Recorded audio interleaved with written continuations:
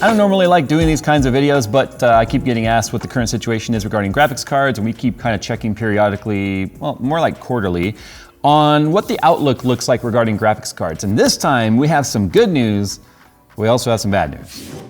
Build Redux creates PCs for gamers who want high frame rates without breaking the bank. Through Build Redux's website, easily configure your PC and see how it's optimized for PC gaming performance. It is Build Redux's goal to create the best gaming PC for any budget without cutting corners on the gaming quality and performance. Plus, it's backed by a 2-year parts and labor warranty, so you're covered. Pick your budget, pick your games, and get Build Redux. All right, so we are kind of looking at a Digital Trends article here, which cites a third-party market research company by the name of Jon Peddie Research, or JPR, which is a market analyst, to kind of look at what's happening here with graphics cards. Now, it should be no surprise that things have obviously been very bleak and expensive and difficult, but you have to look at these trends to understand what the future holds, because of you can map out where the future is going with certain markets trends based on what we've gone through in the past. So you can kind of use that as a trajectory to say where we're going. Now, if we were seeing a decline of availability, now when I say availability, I mean units shipped from the manufacturers themselves. That's the ultimate key that states what the future is going to hold with a certain market. If the availability and or units shipped by a company decreases and you continue to see a demand outrank supply, then it's pretty obvious that that's a bleak outcome, where the supply is going to continue to dwindle where the demand continues to increase. The bigger that gap, the more expensive it's going to be,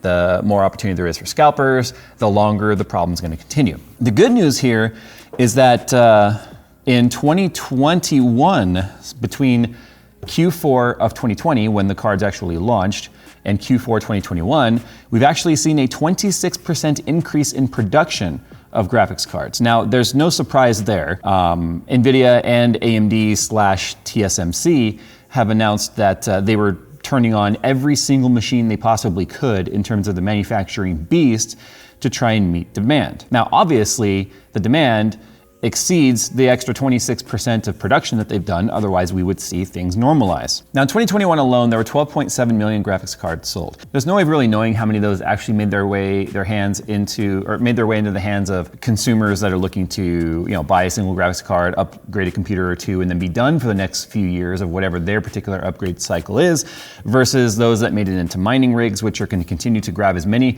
cards as they can, because although the volatile market in cryptocurrency is constantly up and down, and there's a lot of downs happening right now, it's still extremely profitable versus power consumption to create these coins means that we have no idea how many of them made their way into cryptocurrency miners, or how many made their way into scalpers, et cetera, et cetera.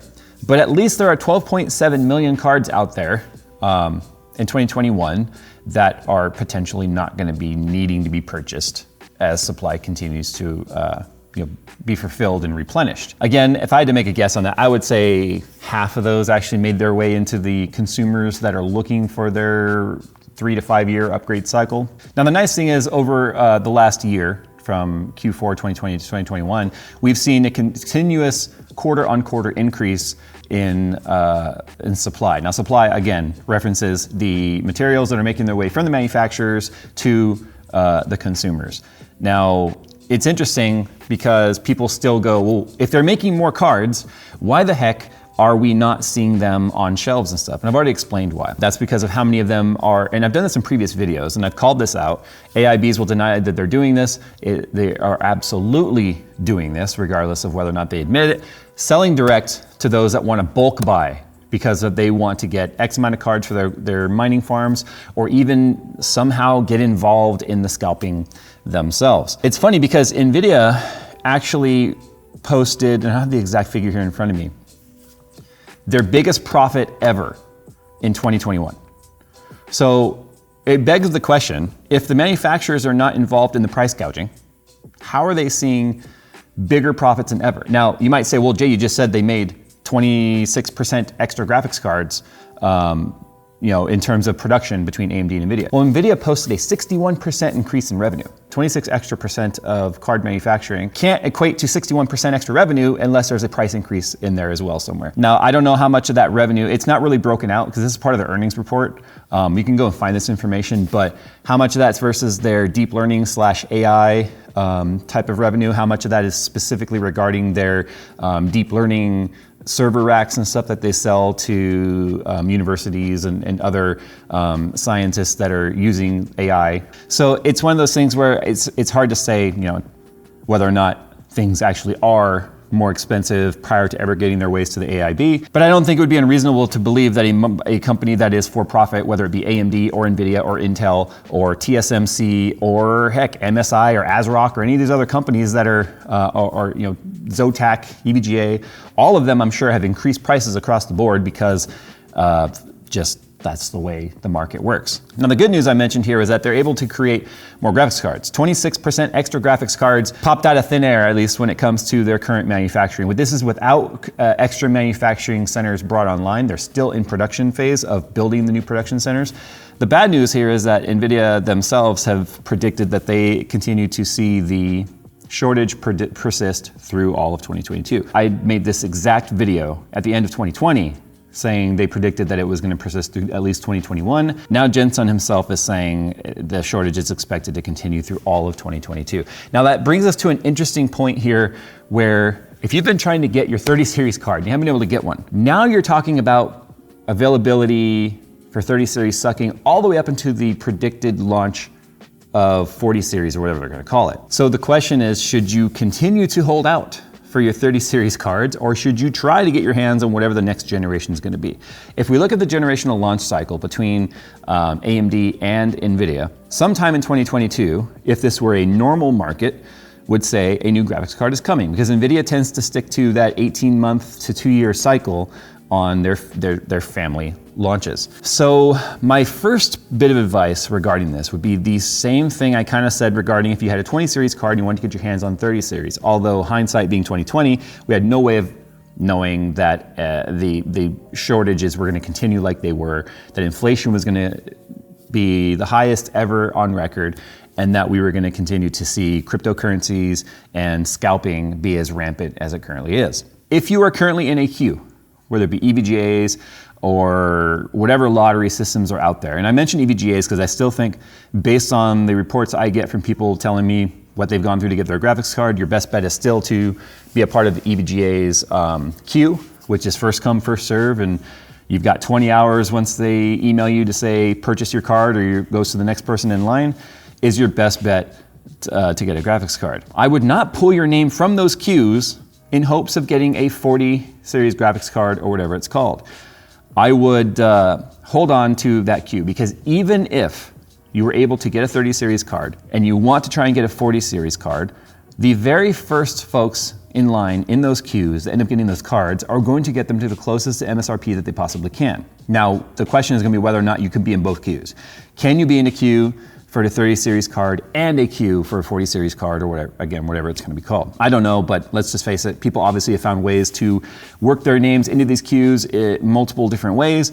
I'm sure you can get creative on trying to be able to be in the queue for multiple cards. But even if you got yourself a 40 series card, you know as well as I do, based on what the price is for 20 series or even some of the old 10 series cards I have sitting here behind me, you're going to be able to sell your 30 series card and make at least all your money back on that. I think it would obviously make sense to, it's kind of like the stock market. When things start to get a little shaky or a little scary, everyone wants to pull out because of their pull-out game on fleek. Everyone's face palming behind the camera. But obviously, people want to get scared and start to withdraw as much as they can. You got nothing to lose. Keep your name in the lottery. If you decide you don't want the card when your name is pulled, there you go. Just either decline it, don't respond to it, and it'll move on to the next person. But I do not believe it's a smart move to start pulling your name out of lotteries in hopes of getting a 40 series card, because you know as well as I do, it's all gonna just start all over again. I feel like probably for the next 3-4 years, this sort of supply and demand and release cycle thing is gonna be very cyclical, where we're gonna see it continue the way that it is. At least until we see the extra production facilities come online, with TSMC having apparently very big production facilities currently in construction phase right now to try and meet the global chip shortage. Remember, AMD and whoever else is manufactured through TSMC, that's just one customer. TSMC has lots of customers, right? TSMC is Taiwan Semiconductor Manufacturing Company, very original, right? Has customers all over the world, whether it be automotive or smartphones, or There's tons, anything that uses a semiconductor almost always is going through TSMC, which is why the battle between Taiwan and China is such a big deal. Also too, that's a potential disruption that could happen in the future as well. If any sort of conflict were to rise between the whole Taiwan and China political nightmare that's kind of staging right now to take place, could also disrupt any of that. So who knows what the future brings with any of this stuff. I mean, it's kind of funny that nobody really saw this coming when it was pretty obvious that everything becoming smart and connected and just electronic, if you will, with smart cars now and electric cars and all that. It's kind of funny that there was no lead up or preparation for this sort of demand taking place, but who could have predicted that in 2 years we were going to see 10 years worth of inflation and demand happen in a 18-month period. But that's where we are, and at the end of the day, things are looking up in the sense that manufacturing and production is increasing, but unfortunately the demand, until you can have production meet demand. Remember, they're never gonna outproduce demand. They're gonna try and stay just above the demand. Otherwise, if you outproduce demand, you decrease your pricing. You gotta meet the demand or go slightly above it, because the worst thing you want to be as a manufacturer is somebody not able to buy your product. You want someone to be able to go in and buy your product, but there might only be a handful of them on the shelves. They get their one, they feel lucky they got it, their prices stay where they want them to be, and the world goes on happy. The problem is if you have supply up here and demand down there, this is price drop territory where price has to come down. Where we currently are is demand here and production there. Production comes up and demand goes way up there even more. So that gap is where that's our new normal, people. It sucks, especially as content creators in this space, but it is what it is. I wish I had better news for you, but we were talking about this last year and we were hoping sometimes in 2021 things would turn normal. Looks like the entire 30 series and 6000 series for AMD is a complete crapshoot, where we hope that maybe by the time 40 series and 7000 series, or whatever they're gonna call it in AMD, bring things back to some sense of normalcy. Thanks for watching, guys, and hope to see you in the next one.